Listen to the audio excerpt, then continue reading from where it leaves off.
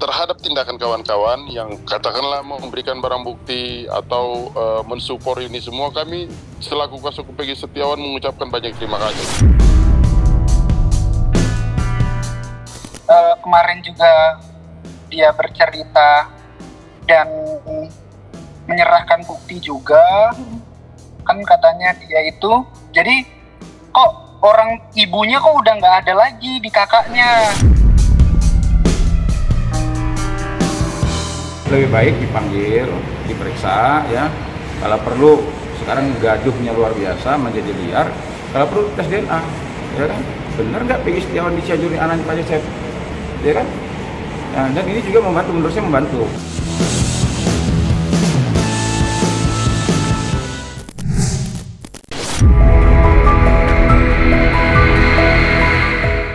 Makin diusut, makin carut-marut. Kira-kira itulah yang dapat menggambarkan pendalaman kasus tewasnya Vina dan Eki. Bagaimana tidak, sebuah perdebatan baru lagi-lagi muncul secara tiba-tiba dan membuat publik bertanya-tanya.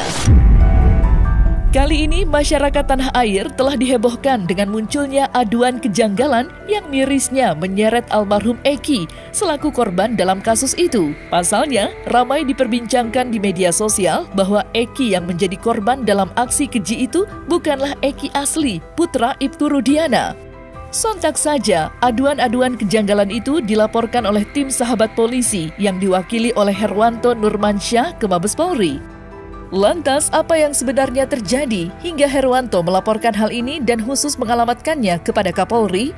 Serta bagaimanakah pula tim kuasa hukum Peggy Setiawan menanggapi aduan-aduan tersebut?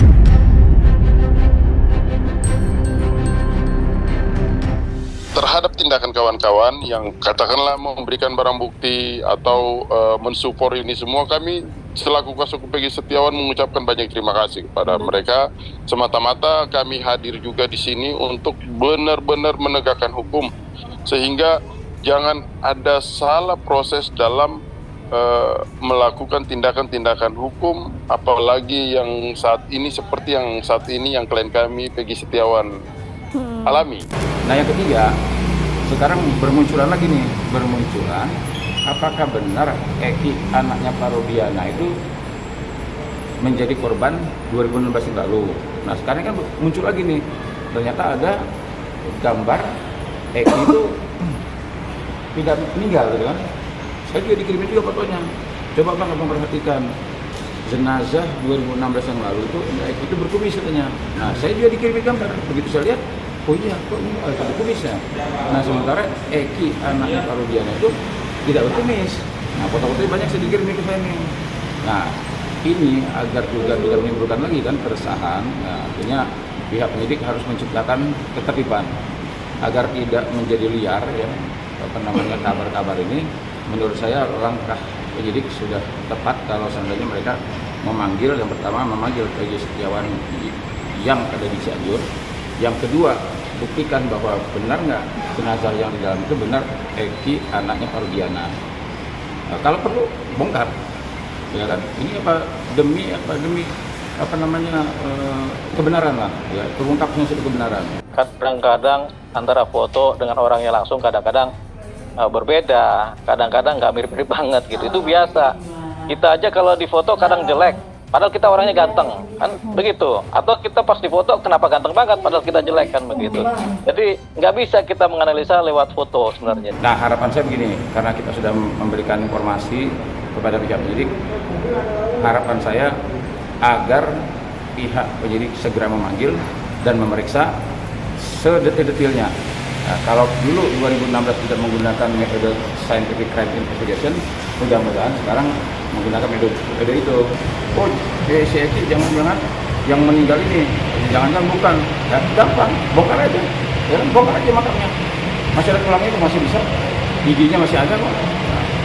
Cocokkan, ya kan? Sama dia tanya si Eki bapaknya, gampang. Oh ya ternyata identik, sama dengan Pak Rudiana, sah. Jadi kalau seandainya enggak ya, kita kembalikan lagi. Kalau memang benar ya bagus. Ya apa yang dikerjakan oleh pengacara Herwanto sudah sepatutnya dilaksanakan kan, sudah tepat dilaksanakan. Cuman yang lebih bagus tidak dibawa ke Barreskrim, Mabes Polri, tapi dibawakan ke Polda Jawa Barat sebagai yang menangani perkara secara langsung kan, karena yang memang berwenang penyidik kan mereka tuh. Jadi bawa aja nih dugaan-dugaan ini semuanya dugaan ini ya, dugaan-dugaan ya, belum ada yang pasti. Jadi dibawa saja ke Polda Jawa Barat kepada penyidiknya langsung untuk dimintain posisi disidik terhadap mereka ini. Toh Polda Jawa Barat juga terbuka tuh, membuka seluas-luasnya kalau ada masyarakat yang punya petunjuk-petunjuk baru, bukti-bukti baru atau saksi-saksi baru yang relevan dengan perkaranya si Vina dan Eki, ya dibawakan saja. Kan udah dibuka begitu.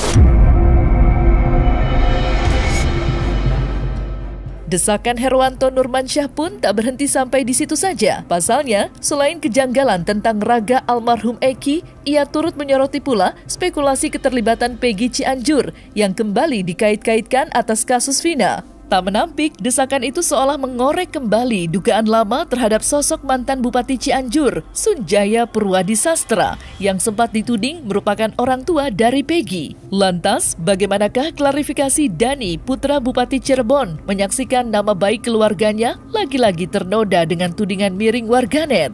Serta seperti apakah pula sosok Peggy Cianjur di mata Dani mengingat keduanya sempat bertemu dan melakukan klarifikasi bersama-sama?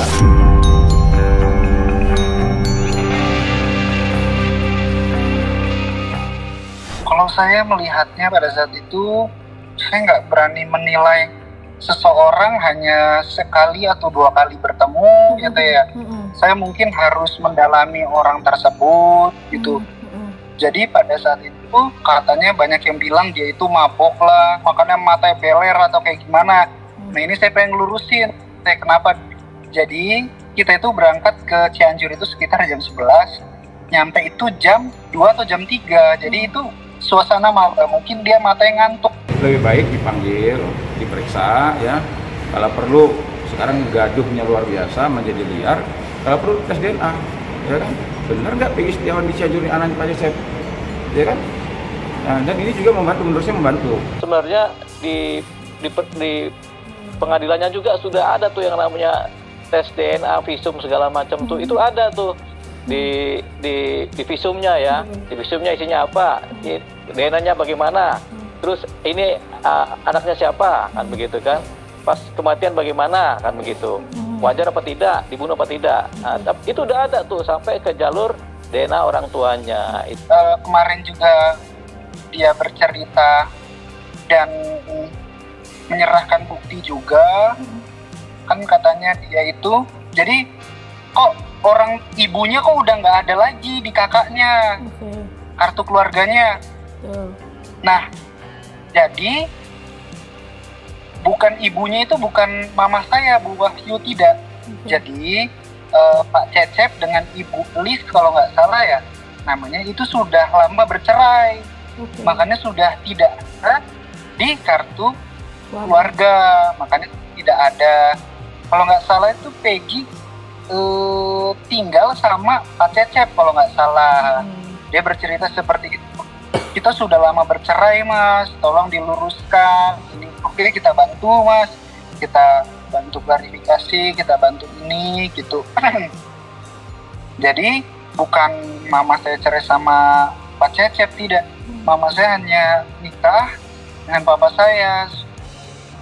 Jadi nggak ada itu berita-berita yang katanya ibu saya nikah 2 kali, Pak Cecep supir papa saya, tidak ada sih. Itu kalau sama Pak Cecep supir, tolong apa gitu, buktinya jangan ngomong aja.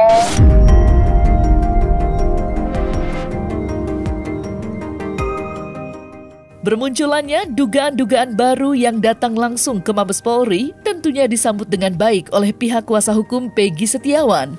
Bukan tanpa sebab, hal itu seolah makin menambah kuat klaim mereka bahwa Peggy benar-benar tidak terlibat dalam aksi keji yang merenggut nyawa Vina dan Eki.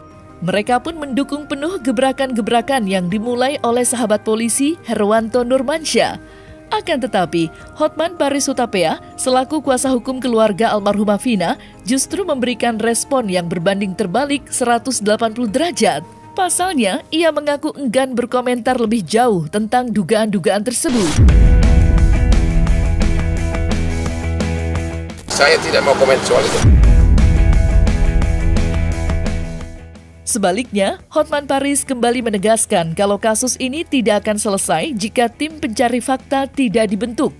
Lantas, seperti apa praktisi hukum menanggapi usulan tim pencari fakta dari Hotman Paris? Serta benarkah pula tak kunjung dibentuknya tim pencari fakta telah melahirkan kekecewaan mendalam di hati Hotman Paris Hutapea?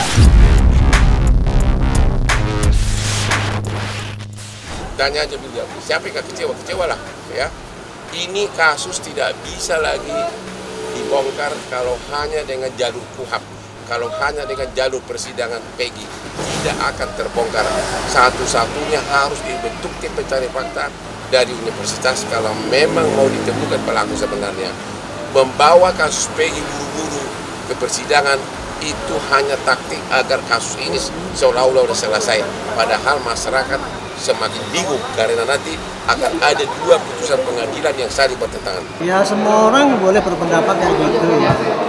Tetapi kalau menurut saya usulan untuk mencari tim pencari fakta itu yang justru saya pertanyakan apa urgensinya. Karena kasus ini sudah digelar faktanya 2016 dulu kan sampai di fakta persidangan, sampai persidangan pengadilan negeri, sampai banding, sampai kasasi, keputusannya sudah ada jelas.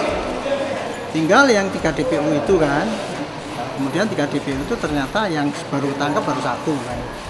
Jadi tidak ada masalah sebetulnya, masalahnya bukan merubah. Sudah tuntas dulu tapi masih ada yang kurang. Teruskan. Nah, sekarang kalau mau dibikin tim pencari fakta, apakah kemudian siapa yang mau ditunjuk dari tim pencari fakta? Siapa yang menjamin bahwa itu benar fakta beneran gitu? Terus kemudian apakah mungkin penemuan fakta itu kemudian bisa mempengaruhi putusan pengadilan yang sudah inkrah sampai Mahkamah Agung? Kan percuma kayak gitu kan. Itu namanya menurut saya ya, tim pencari fakta untuk mencari kebenaran ini itu menghina pengadilan kalau saya pribadi. Sekali lagi membawa kasus Peggy ke persidangan tidak membuat kasus Peggy menjadi terang benderang, malah menjadi semakin semraut. Karena kalau kasus Peggy dibawa ke persidangan berarti akan ada 2 berkas BAP yang saling bertentangan, yaitu BAP tahun 2016 dan BAP tahun 2024. 2 BAP yang bertentangan, bakal ada 2 putusan pengadilan yang bertentangan, maka kasus ini akan semakin kacau beliau, kacau balau. Ya, jadi jangan, saya mohon kepada kejaksaan agar jangan begitu saja menerima pelimpahan berkas perkara dari penyidik. Minta di BAP ulang semua terpidana ini. Minta diperiksa ulang saksi-saksi yang meragukan. Misalnya ada saksi mengatakan malam-malam bisa melihat 100 meter. Ya, itu tidak masuk di akal. Ya. Jadi mentargetkan Peggy agar segera divonis adalah strategi yang kurang tepat. Itu menciderai penegakan hukum. Kalau saya hanya menanggapi bahwa sepengetahuan saya ini kejadian sebetulnya simple, sudah tuntas dulu, tapi kemudian jadi rame karena ada di media yang menyampaikan dimulai dari film itu ya, kemudian ada kesaksian yang dicabut dan sebagainya itu. Dan sekarang mari kita cari mana yang sebenarnya yang terjadi itu. Menurut prosedur hukum yang ada di Indonesia, bukan menurut selera daripada orang-orang yang bisa ngomong di media. Saya tidak mau komentar apapun, saya hanya berdasarkan BAP. BAP menyatakan 5 terpidana mengatakan bukan Peggy pelakunya, hanya 1 yang mengatakan. Maka sebaiknya kejaksaan memerintahkan agar semua terpidana di BAP ulang oleh penyidik, tapi harus didampingi oleh tim pengacara dan juga LPSK agar para terpidana ini tidak merasa diintimidasi, agar yakin diri, ya. Jadi saya nggak begitu yakin isi BAP yang dibuat tahun 2024 karena bertentangan dengan BAP tahun 2016. Masyarakat tidak mengerti bagaimana beratnya tugas seorang anggota penyidik. Penyidik itu 1 hari bisa 3, 4, 5 kasus yang harus ditangani.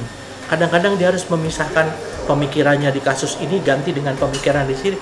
Sampai mungkin kadang-kadang banyak yang penyidik-penyidik mengalami masalah psikologi ya. Termasuk saya ngalamin dulu kan. Saya 18 tahun di reserse dulu. Bisa-bisa saya, waduh. Tapi ya itulah, bagaimanapun pengorbanan teman-teman itu menurut saya dari manajemen penyidikan untuk kasus ini itu sudah optimal. Dia sudah bisa menangkap pelaku. Dia sudah bisa memberikan bukti-bukti yang bisa dipercaya ya. Dia juga bisa membuat resume kasus kejahatannya.